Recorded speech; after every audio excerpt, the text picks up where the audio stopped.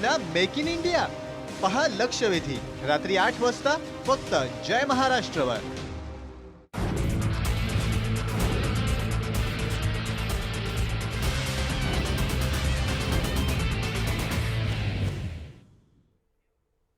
नमस्कार, जय महाराष्ट्र. मी मयांक भागवत. मेट्रो शहरांच्या महाफास्ट घडामोडींना सुरुवात करायची आहे. सुरुवात करूया पहिल्या बातमीने. द पीपल्स इम्प्रूव्हमेंट ट्रस्टचे मार्गदर्शक रत्नाकर गायकवाड यांच्या मार्गदर्शनाखाली दादरमध्ये 17 मजली डॉक्टर बाबासाहेब आंबेडकर भवन उभारण्यात येणार आहे. या बांधकामाचा शुभारंभ मुख्यमंत्री देवेंद्र फडणवीस यांच्या हस्ते 14 एप्रिलला होणार आहे. डॉक्टर बाबासाहेब आंबेडकरांनी सार्वजनिक सभागृहाची कल्पना 1938 साली मांडली होती. ही कल्पना द पीपल्स इम्प्रूव्हमेंट ट्रस्टच्या माध्यमातून साकार होते आहे.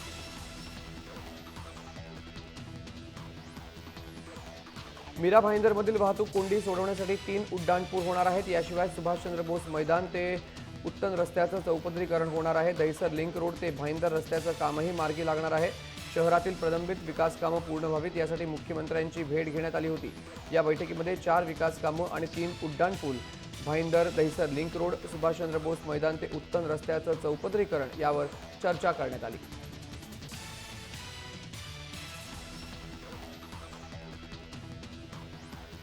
एप्रिल आणि मे मध्ये पर्यटकांना आकर्षित करण्यासाठी महाराष्ट्र पर्यटन विकास महामंडळाने सवलती जाहीर केल्या आहेत. विद्यार्थी, ज्येष्ठ नागरिक आणि खास करून परदेशी नागरिकांना MTDCच्या रिसॉर्टवर बुकिंगवरती भरघोस सवलत देण्यात येणार आहे. एप्रिल मे मध्ये रिसॉर्ट फुल असतात. अशा वेळी ही सवलत देण्यात येणार आहे. पर्यटनास चालना देण्यासाठी MTDCने हा निर्णय घेतला.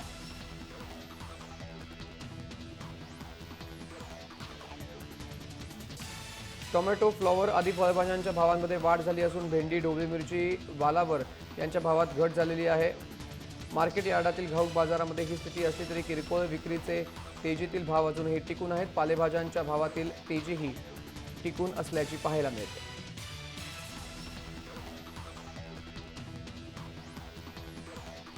होळीपासून आतापर्यंत तुरडाळीच्या किमती क्विंटल मागे तब्बल 1700 ते 1800 रुपयांनी वाढ झालेली आहे. दरवाढीचं नेमकं कारण अद्यापही अस्पष्ट आहे, पण उत्पादनाच्या तुलनेत मागणी जास्त असल्यामुळे भाववाढ झाल्याचं व्यापाऱ्यांचं मत आहे. शासनाने लागलीच नियंत्रणात हे भाव आणले नाहीत तर तुरडाळीचे भाव गेल्या वर्षीप्रमाणेच गगनाला भिडतील.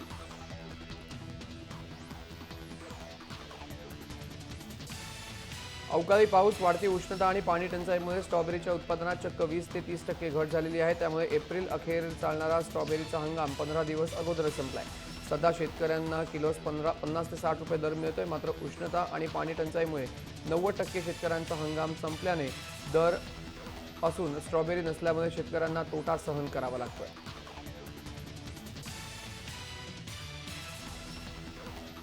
ठाणे प्रादेशिक परिवहन विभागातर्फे मागील काही दिवसांपासून अवैध प्रवासी वाहतूक करणाऱ्या बसवरती कारवाईचा सपाटा लावलेला आहे. मागील 10 महिन्यांमध्ये ठाणे आणि पालघर जिल्ह्यातील 1253 खासगी बसवरती कारवाई करण्यात आली. यापैकी 426 बसचे परवानगी निलंबित करण्यात आले.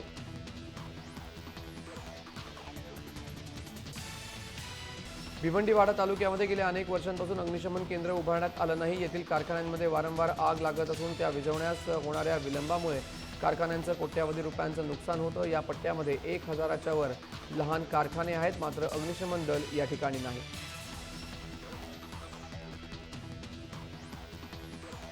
अंबरनाथमध्ये 60 नव्या घंटागाड्या खरेदी करण्यात पालिकेने आदेश दिलेले आहेत. त्यासाठी 3 महिन्यांची मुदतही पालिकेने दिलेली आहे. अंबरनाथ पालिकेच्या जुन्या ठेकेदाराचा कचरा उचलण्याची मुदत संपल्यामुळे पालिकेने या कामासाठी नव्या ठेकेदाराची नेमणूक केली. कामाचे आदेश देण्याआधी पालिकेने या ठेकेदाराला निविदेतील तरतुदीप्रमाणे 60 नव्या घंटागाड्या खरेदी करण्याचे आदेश दिलेत.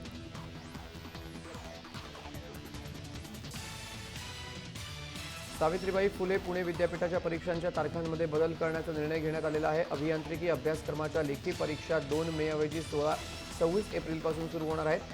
या परीक्षांचं सुधारित वेळापत्रक विद्यापीठाच्या वेबसाईटवरती प्रसिद्ध करण्यात आलं आहे.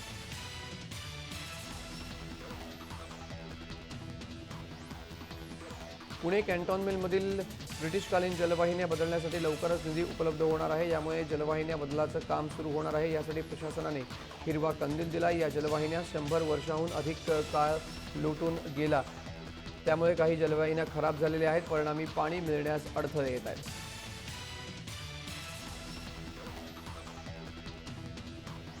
पुण्यात हेल्मेटच्या वापराकडे दुर्लक्ष करणं चांगलंच महागात पडतंय। गेल्या वर्षामध्ये तब्बल 506 दुचाकी स्वारांचा मृत्यू झाल्याची धक्कादायक माहिती समोर आली आहे। या मृत्युमुखी पडलेल्या चालकांमध्ये सर्वाधिक 90% तरुण आहेत, तर 10% प्रौढ व्यक्ती तसंच महिलांचा समावेश आहे।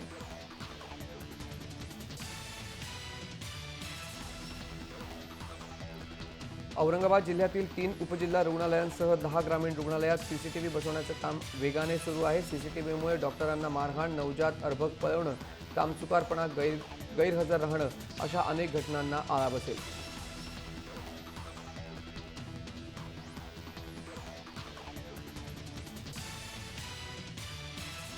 दुष्काळग्रस्त गावांमध्ये सुट्टीच्या कालावधीतही विद्यार्थ्यांना शालेय पोषण दिलं जाणार आहे। 1967 गावातील विद्यार्थ्यांना हा शालेय पोषणाचा आहार मिळणार आहे। जिल्हाधिकारी डॉक्टर श्रीराम पांजडे यांनी याबाबत शिक्षण विभागाला एप्रिलमध्ये निर्देश दिले।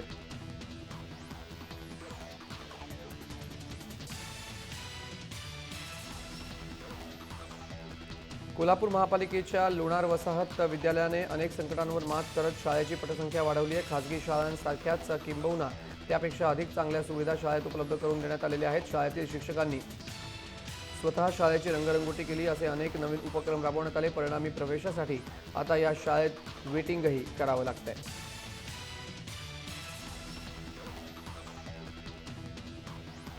ग्रामीण भागात आजही अनेक कुटुंब चुलीवरती स्वयंपाक करतात, त्यामुळे मोठ्या प्रमाणामध्ये प्रदूषण होतं आणि ग्रामीण जनतेला निःशुल्क गॅस सिलेंडरचा पुरवठा व्हावा यासाठी श्रीमंतांनी गॅसवरील अनुदान सोडण्याचं आवाहन पंतप्रधान नरेंद्र मोदींनी केलंय। परिणामी नागपूर जिल्ह्यामध्ये 68,608 सिलेंडर धारकांनी आपलं अनुदान सोडलंय।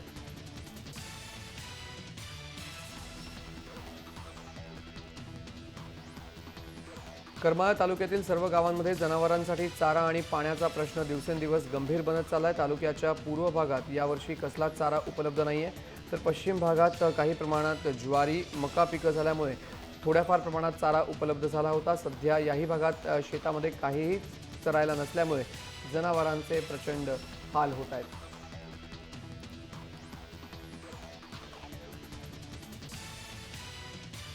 साताऱ्यामध्ये उद्योजकांना दिल्या जाणाऱ्या वीज दरामध्ये 11% वाढ होण्याची शक्यता आहे। ही दरवाढ मे-जून पासून लागू होणार आहे। या दरवाढीला विरोध करण्याची तयारी राज्यस्तरीय संघटनांनी घेतली आहे।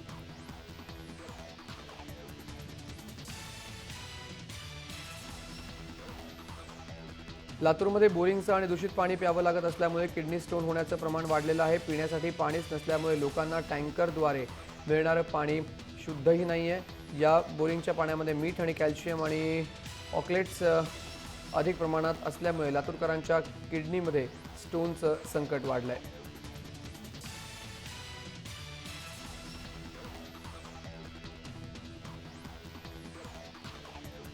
दुसऱ्या शाही स्नानाच्या पर्वणीला हजारो भाविकांनी गोदापात्रात डुबकी लगावली होती। पर्वणीच्या दुसऱ्या दिवशी गोदापात्राच्या पाण्याचे नमुने तपासणीसाठी मंत्राज या संस्थेने घेतले होते। दरम्यान तपोवन येथे नदीपात्रात सर्वाधिक 4.5 कोटी जंतू आढळल्याचा निष्कर्ष तपासणी अहवालामध्ये काढण्यात आलाय।